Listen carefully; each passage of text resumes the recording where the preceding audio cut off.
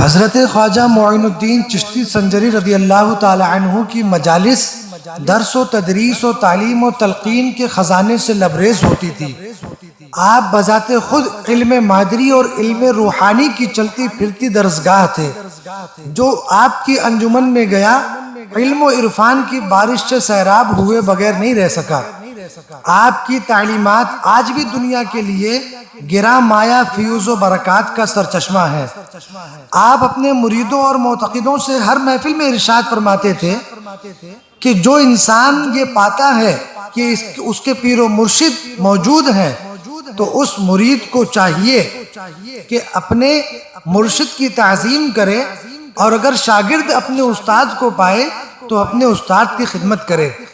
آپ نے مزید فرمایا کہ میں جب بھی اپنے پیر و مرشد حضرت خواجہ عثمان ہارونی کے ساتھ رہا، چاہے وہ سفر ہو یا حضر، ان کی خدمت کو اپنا نصب العین سمجھا۔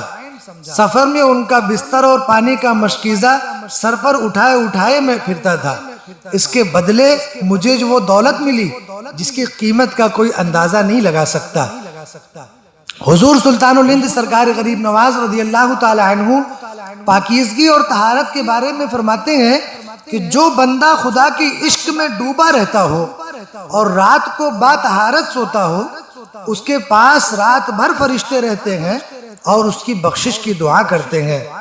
آپ نے یہ بھی فرمایا کہ جو طہارت اور وضو کے ساتھ سوتا ہے، فرشتے اس کی روح کو زیر عرش لے جاتے ہیں اور اسے نور کا خلعت پہناتے ہیں۔ اس لیے لوگوں، پاکیزگی اور طہارت کو اپنی زندگی کا شعار بنا لو۔ حضور سلطان الہند سرکار غریب نواز رضی اللہ تعالی عنہ نے نماز کے بارے میں فرمایا کہ اے لوگوں، نماز مومن کی معراج ہے۔ نماز ایک راز ہے جو بندہ اپنے پروردگار سے کہتا ہے۔ نماز بندوں کے لیے خدا کی امانت ہے، تو بندوں کو چاہیے کہ اس کا حق ادا کریں اور اس میں خیانت نہ ہونے دیں۔ حضور سرکار غریب نواز نے فرمایا کہ حشر کے میدان میں کل انبیاء، اولیاء اور مسلمانوں سے نماز کا حساب پوچھا جائے گا۔ جو اس حساب سے عہدہ برآ ہو گیا وہ جنتی ہوگا۔ آپ نے لوگوں کو نماز کی اہمیت سمجھاتے ہوئے ارشاد فرمایا کہ اے لوگوں، نماز دین کا ستون ہے، اور ستون ہی وہ شے ہوتی ہے جس پر عمارت کھڑی ہوتی ہے۔ تو اگر ستون ہی نہیں ہوگا تو عمارت کیسے کھڑی ہوگی؟ مطلب یہ تھا کہ اگر نماز ہی نہیں پڑھو گے تو پھر ایمان اور اسلام کا دعویٰ کیسے حق بجانب ہوگا؟ آپ رضی اللہ تعالی عنہ نے جھوٹی قسم کے حوالے سے ایسی بات ارشاد فرمائی ہے کہ جو آج ہر انسان کا جاننا بے حد ضروری ہے۔ سرکار غریب نواز نے فرمایا کہ جو شخص خدا کی جھوٹی قسم کھاتا ہے وہ اپنے گھر کو ویران کرتا ہے، اس کے گھر سے خیر و برکت اٹھ جاتی ہے۔ اللہ تعالیٰ نے حضرت موسیٰ علیہ السلام کو خطاب کرتے ہوئے فرمایا کہ اے موسیٰ، ہم نے دوزخ میں حاویہ پیدا کی، اور وہ 7واں دوزخ ہے جس میں 2 قسم کے لوگوں کو ڈالا جائے گا، ایک نماز چھوڑنے والوں کو اور دوسرا اللہ کی جھوٹی قسم کھانے والوں کو۔ قسم کا مطلب یہ ہوتا ہے کہ ہم یہ گواہ بناتے ہیں جس کی بھی ہم قسم کھاتے ہیں۔ مثلا اگر کسی نے قسم کھایا کہ اللہ کی قسم، یہ میں بات جو کہہ رہا ہوں یہ صحیح ہے، اس کا مطلب یہ ہوتا ہے کہ میں اللہ کو اس بات کا گواہ بناتا ہوں کہ میں یہ جو کہہ رہا ہوں صحیح ہے۔ تو اگر صحیح تھا اور اللہ کو گواہ بنایا تب تو ٹھیک ہے، اور اگر غلط تھا تو پھر اس کا اندازہ کون لگا سکتا ہے کہ ایک غلط بات کا گواہ وہ بھی اللہ کو بنائے؟ تو اللہ تبارک و تعالی ہر کسی کو، ہم سب کو جھوٹی قسم کھانے سے بچائے۔